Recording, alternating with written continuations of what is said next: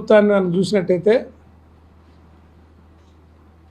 మాటలకు పరిమితం అవుతా రైతులను నట్టేట ముంచుతూ ఉన్నారు. ఉదాహరణకి మనం మిర్చి చూద్దాం. మిర్చి మా ప్రభుత్వ హయాంలో 25,000 రూపాయల దాకా పలికితే రైతాంగం గత 5 సంవత్సరాల్లో మంచి లాభాలు పొంది రైతులు కానీ రైతు కూలీల్లో కానీ వాళ్ళ జీవితాల్లో చాలా గొప్పగా జరిగితే ఈ సంవత్సరం 13,500 రూపాయలకి ధరించి కొనిపిస్తానన్న ప్రభుత్వం ఇవాళ ఎటుపోయింది అర్థం కావట్లా. మార్కెట్లో ఇవాళ 7,000 నుంచి 10,000 మధ్య రైతులు అమ్ముకునే దుస్థితి ఏర్పడింది. కోల్డ్ స్టోరేజీల్లో నిలబెట్టుకోలేక సన్నకారు రైతాంగం వాటి ఛార్జీలు కట్టలేక కూలీలకి డబ్బులు ఇవ్వలేక కౌళ్ళు కట్టాల్సి వచ్చి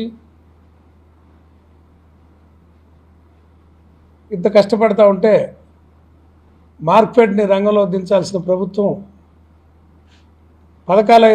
ప్రభుత్వం అయితే 13,500 కనీసం మద్దతు ధరగా కొనిపిస్తానని చెప్పి ఇవాళ మాట నిలబడకుండా వెనకపోయిన తీరు చూస్తే బాధాకరం. ఇక పొగాకు విషయానికి వద్దాం. పొగాకు పంట ఈ సంవత్సరం పండించాలంటే రైతులు చాలా శ్రమకు వచ్చారు. ఒకటికి వర్షాలకి అతిగా పడిన వర్షాల వల్ల కొంతమంది రైతులైతే 3 సార్లు కూడా పంట వేయాల్సి వచ్చింది. 1-2 సార్లు దెబ్బతింటే 3వసారి కూడా పంటేసి పొలాల్లో మల్లెబడి అంటే పారాసైట్స్ మల్లె వచ్చి కలుపు వచ్చి దిగుబడులు తగ్గి ఏటా 10 క్వింటాలు వచ్చే పొగాకు ఈ సంవత్సరం 6-7 క్వింటాలు వచ్చేసరికి కష్టంగా ఉంది. పంట 20% నుంచి 40% దాకా దిగుబడులు తగ్గితే పొగాకు ఎక్కువ పంట వేశారని నెపం పెట్టి మార్కెట్లో దోపిడీకి దారితీశారు వ్యాపారస్తులు. రోజు 15 నుండి 20% బేళ్లు నోబిడ్ అని చెప్పి కొనకుండా వెనక పంపిస్తుంటే అంటే రైతుల్ని మానసికంగా మీ సరుకు మేము కొనము అనని వెనక్కి పంపిస్తుంటే వాళ్ళు ఒత్తిడికి గురై ఏదో ఒక రేటుకి అమ్ముతారనే ఉద్దేశం కంపెనీల ఉద్దేశం. పొగాకు బోర్డు పూర్తిగా నిర్వీర్యమైంది.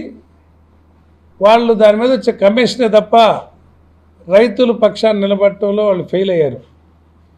అదే మా జగన్ గారు గవర్నమెంట్లో జగన్మోహన్ రెడ్డి గారు ముఖ్యమంత్రిగా ఉన్నప్పుడు లో గ్రేడ్కి ఇట్లానే 2019-20 సంవత్సరాల్లో లో గ్రేడు కొనకుండా 50 రూపాయలకు లోపే కొనాలని వ్యాపార వర్గాలు చూస్తూ ఉంటే ఆ రోజు 200 కోట్ల రూపాయలు మార్కెట్ డబ్బులు ఇచ్చి 100 రూపాయలకు తక్కువ కాకుండా అంటే చివరి గ్రేడ్ కూడా 100 రూపాయలకు తక్కువ కాకుండా కొనిచ్చి రైతులను ఆదుకోవడం జరిగింది.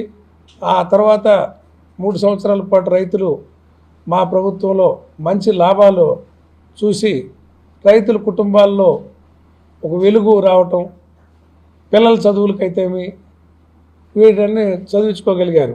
ఇవాళ చూస్తే చంద్రబాబు నాయుడు గవర్నమెంట్ వచ్చాక మళ్ళీ పూర్వపు స్థితి. ఆయన వస్తే కరువు అన్న వస్తుంది, పంట పండదు, పండిన పంటకి గిట్టుబాటు ధర ఉండదు. అది కాలం మహిమో ఏంటో అర్థం కాదు. కానీ ఆయనైతే వ్యాపారస్తులు కొమ్ము కాసే నాయకుడు చంద్రబాబు నాయుడు అని ఈ సందర్భంగా తెలియజేస్తున్నా. ఎందుకంటే మార్కెట్లో ఇంటర్వ్యూని కమ్మంటే ఇంటర్వ్యూని కాకుండా మార్కెట్ని పోటీలో దించకుండా ఎప్పుడూ డిమాండ్ సప్లైని బట్టి ఉంటుంది. కొంత క్వాంటిటీని గవర్నమెంట్ కానీ కొని పక్కకి లాగితే ఆటోమేటిక్గా డిమాండ్ వచ్చి రైతులు లాభపడతారని అందరికీ తెలిసిన విషయమే. అదే సమయంలో మార్కెట్ కూడా గత 2 దశాబ్దాలుగా చూస్తే ఎప్పుడు సొసైటీలకు కానీ మార్కెట్కి కానీ ప్రభుత్వాలు డబ్బులు ఇచ్చి కొనిచ్చినప్పుడు రైతులకు హెల్ప్ చేయడంలో ఏ రోజు కూడా సంస్థలు నష్టపోలే. వాళ్ళకి 10 రూపాయల లాభం వచ్చినాయి సంస్థల కంటే. ఇది కృత్రిమంగా సృష్టించే వ్యాపారస్తులు సృష్టించేదని మనం అర్థం చేసుకోవాలి. ఇటువంటి సమయంలో కొద్దిగా రైతుల పట్ల కనికరం చూపించాలని చంద్రబాబు నాయుడిని కోరుతా ఉన్నా. ఇక్కడ గెలిచిన ప్రజాప్రతినిధులను కూడా అప్పీల్ చేస్తూ ఉన్నా. మీరు అందరూ రైతు కుటుంబాల నుంచి వచ్చారు, గ్రామీణ వాతావరణం నుంచి వచ్చారు. మీ కళ్ళ ముందే మన చుట్టూ ఉన్న పొగాకు రైతులు పోతుంటే మీకు కంటికి కనపడట్లేదా అని ఎమ్మెల్యేలు నేను అడుగుతా ఉన్నా. ఎందుకు మీరు ముద్దు నిద్ర నటిస్తున్నారు? మా ప్రభుత్వంలో మేము చేసాం కాబట్టే, అదే పెద్ద విచిత్రం కాదు కాబట్టే చెప్తా ఉన్నాం. జగన్ గారి గవర్నమెంట్లో 3,000 కోట్లు ధరల స్థిరీకరణ నిధి కనిపెట్టి కందులు, శనగలు, జొన్నలు, మినుములు ఏ పంట గ్రామాల్లో పండితే ఆ పంట ముందుగానే రైతు భరోసా కేంద్రాల్లో ధరలు నిర్ణయించేవాడు. ఆ ధరలు గిట్టుబాటు అయితే పండించుకోండి అని చెప్పేవాళ్ళు. రైతులకు అంతకంటే ఎక్కువ ధర వస్తేనే మార్కెట్లో అమ్ముకోమన్నాడు. లేకపోతే ఆటోమేటిక్గా గవర్నమెంట్ ప్రతి పంట ప్రొక్యూర్ చేసింది. ఇవాళ మీరు కందులు కొనలేదు, ఇప్పుడు మొదలుపెట్టారని చెప్తున్నారు. మా గవర్నమెంట్లో కందులు కొనేవాళ్ళం, రేషన్ షాప్లో ఇచ్చేవాళ్ళం. ఇవాళ మీరు రేషన్ షాప్లో కందిపప్పు ఇవ్వట్లేదు. ప్రొక్యూర్మెంటు తక్కువ, ప్రొక్యూర్మెంట్ లేదు, ఇప్పుడు చేస్తున్నామని చెప్తున్నారు అధికారులు అడుగుతుంటే. ఇక్కడ సివిల్ సప్లైస్లో ఇవ్వలేదు. మా ప్రభుత్వాలు అయితే పోటీపడి మద్దతు ధర గవర్నమెంట్ ధరకు కాకుండా ప్రైవేట్ మార్కెట్లో పోటీపడి కూడా కందులు కొని రేషన్ షాపుల్లో కందిపప్పు ఇవ్వడం జరిగింది. రైతుల పట్ల ఒక చిత్తశుద్ధి ఉండాలి. ఆ చిత్తశుద్ధి లోపించింది.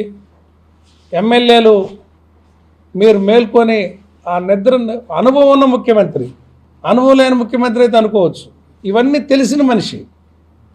ఒక నిర్లక్ష్య భావం, రైతులంటే ఒక నిర్లక్ష్య భావం. రైతులు మీ పార్టీకి చందా లేరు కాబట్టి రైతుల పట్ల నిర్లక్ష్యం.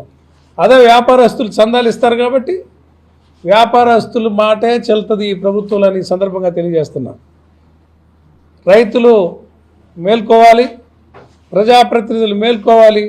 నిద్ర నటిస్తున్న చంద్రబాబుని నిద్ర లేపి మార్కెట్లోకి, పొగాకు మార్కెట్లోకి మార్కెట్ని తీసుకొచ్చి పోటీగా కొనిస్తేనే ఈ సంవత్సరం రైతాంగం బయటపడే పరిస్థితి ఉంటుందని ఈ సందర్భంగా తెలియజేస్తున్నా. యావరేజ్ 270-280 రూపాయలు లేదే ఇవాళ బ్రైట్ వెరైటీకి 280 ఇస్తున్నారు టాప్ ప్రైస్ కింద. చివరి రేటు 220-230 అంటున్నారు.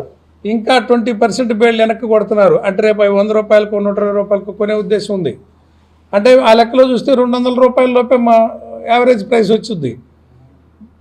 అది గిట్టుబాటు కాదు. ఈ సంవత్సరం 270 రూపాయలు యావరేజ్ ప్రైస్ మొత్తం అన్ని గ్రేడ్లు కలిపి రాంది నష్టపోతారు. కాబట్టి మార్కెట్ని రంగంలో దించాలని డిమాండ్ చేస్తూ ఉన్నాం. మూడో పాయింట్, ఆక్వా రైతులు. ఆక్వా రైతులకి అనేక వరాలు ప్రకటించింది కూటమి నాయకుడు చంద్రబాబు నాయుడు. ఎన్నికలకు ముందు అందరికీ ₹1.5 పవర్ ఇస్తా అన్నాడు. తర్వాత ట్రూఅప్ ఛార్జీలు తీసేస్తా అన్నాడు. వాళ్ళకి ఏదో ఇంటెన్సివ్స్ లాగా ఇచ్చి రైతులను ప్రోత్సహిస్తానని చెప్పి అన్నాడు. ఏవీ లేవు. మేమేం చేసామో గుర్తు చేస్తున్నాం. మా హయాంలో 10 ఎకరాల లోపు ఉన్న రైతులందరికీ కూడా ₹1.5 కరెంట్ ఇవ్వటం. తర్వాత 2019-20 కోవిడ్ టైంలో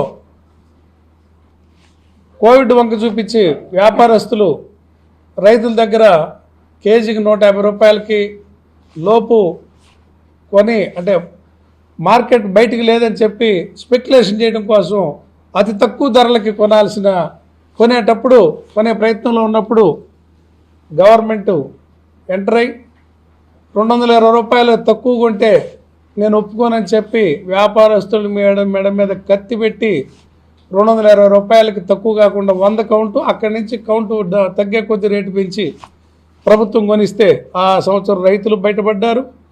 ఈ కొన్న వ్యాపారస్తులు కూడా నష్టపోలా. అంటే వ్యాపారస్తులందరూ చంద్రబాబు నాయుడు తొత్తులుగా చందాలు ఇచ్చి ఇప్పుడు ట్రంప్ మీదనో అమెరికా మీదనో ఆంక్షల మీదనో వంకబెట్టి దోపిడీ చేయాలని మళ్ళీ ఆలోచిస్తూ ఉన్నారు. వ్యాపారస్తులు గత 5 సంవత్సరాల్లో చూస్తే ఆక్వా వ్యాపారస్తులందరూ 5 నుంచి 10 రెట్లు పెద్దవాళ్ళు అయ్యారు. మరి జగన్మోహన్ రెడ్డి గారు మీ చేత ఒత్తిడి చేసుకొని ఇస్తే మీరు ఎక్కడ నష్టపోలా. మీకు ఆ మార్కెట్, కొత్త మార్కెట్లు ఎత్తుక్కున్నారు. ఇవాళ వరల్డ్లో భారతదేశ కంపెనీలు, ఆంధ్రప్రదేశ్ కంపెనీలు లీడ్ చేస్తున్నాయి. కనికరం చూపించమని వ్యాపారస్తులు కూడా ఈ సందర్భంగా నేను అడుగుతున్నా. వాళ్ళని నియంత్రించమని ప్రభుత్వాన్ని నేను అడుగుతూ ఉన్నా. జగన్మోహన్ రెడ్డి గారు వ్యాపారస్తులను అడిగినప్పుడు, ఆ రోజు మంచి ధర ఏమని అడిగినప్పుడు వాళ్ళు మాకు ఇంపోర్టు తల్లి రొయ్య దిగుమతి చేసుకునేటప్పుడు, లేకపోతే ఫీడ్కి సంబంధించిన ఇంపోర్టు వస్తువులు, మినరల్స్, విటమిన్స్ ఇట్లాంటి దిగుమతి చేసుకునేటప్పుడు 28% సుంకం ఉందంటే జగన్మోహన్ రెడ్డి గారు కేంద్ర ప్రభుత్వంతో చర్చలు జరిపి ఆగమేఘాల మీద 5%కే తగ్గించడం జరిగింది. అంటే మా ప్రభుత్వంలో ఎంత కేరింగ్గా ప్రతి విషయంలో పనిచేసాడనే దానికి ఉదాహరణ చెప్తా ఉన్నా. మరి ఇవాళ ఆ రోజు సోయా అంటే ఫీడ్కి ఎక్కువగా వాడే సోయా ధరలు 100 రూపాయలు పైగా ఉంటే ఇవాళ అది 30 రూపాయలకు వచ్చినాయి సోయా కేజీ. మరి వ్యాపార మిల్లులోళ్ళు, ఫీడ్ మిల్లులోళ్ళు ధరలు పెంచుకుంటే వాటిని తగ్గించాల్సిన వాటి మీద నియంత్రణ మీకు లేదు. జగన్మోహన్ రెడ్డి గారి గవర్నమెంట్లో మా పార్టీ హయాంలో ఒక ఆక్వా అథారిటీ అని రైతుల్ని, అసంఘటితంగా ఉన్న రైతులందరినీ సంఘటితపరిచి ఒక అథారిటీ నిర్ణయించి ఒక ఐఏఎస్ అధికారిని పెట్టి సీడ్ కల్తీ లేకుండా, ఫీడ్ కల్తీ లేకుండా వాటి రేట్లను నియంత్రిస్తూ వాళ్ళకు లాభాలు వచ్చే విధంగా అత్యంత జాగ్రత్త తీసుకొని వ్యాపారస్తులకు కూడా నష్టపోకుండా సపోర్ట్గా నిలబడిన ప్రభుత్వం మాది. మరి మీరు ఇవాళ ఏం చేస్తున్నారు? అక్కడెక్కడ అమెరికాలో సుంకాలు పెంచాడని చెప్పి అది అతను బ్యాన్ కూడా పెట్టాడు. అయినా మీరు ఆ సుంకాల దెబ్బ అని చెప్పి వంకబెట్టి వాళ్ళ దిగ్గోసి రైతుల కాడ అడుగుతూ ఉన్నారు. సోయా ధరలు తగ్గిన, రా మెటీరియల్ కాస్ట్ తగ్గినా కూడా, మేత రా మెటీరియల్ కాస్ట్ తగ్గినా కూడా మీరు దాన్ని రివ్యూ చేసి ధరలు తగ్గించడంలో విఫలమయ్యారు. ఈ రకంగా పొగాకు వ్యాపారస్తులకు కానీ, మిర్చి వ్యాపారస్తులకు కానీ, ఆక్వా వ్యాపారస్తులకు కానీ ఇది వ్యాపారుల పక్షం ఈ కూటమి ప్రభుత్వాన్ని సందర్భంగా తెలియజేస్తున్నారు. ఎందుకంటే వాళ్ళందరూ మీకు డొనేషన్లు ఇస్తారు, రైతులు డొనేషన్లు ఇవ్వలేరు. మేము రైతుల పక్షం, మీరు వ్యాపారుల పక్షం అని సందర్భంగా తెలియజేస్తున్నా.